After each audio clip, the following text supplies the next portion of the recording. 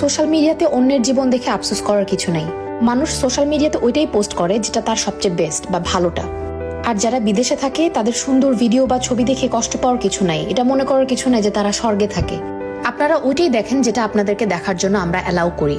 আমার ঘরে খাবার না থাকলে নিশ্চয়ই আমি ওটা আপনাকে দেখাবো না।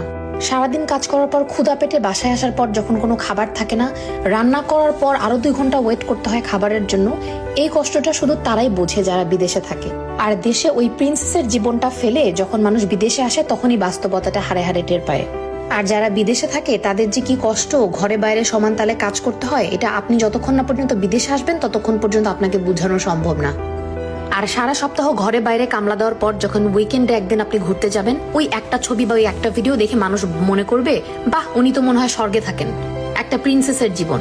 কিন্তু ভাই, জীবনটা তো সহজ না। অবশ্যই ভালো আছি আলহামদুলিল্লাহ। আর আপনি তখনই ভালো থাকবেন যখন আপনি আপনার নিজের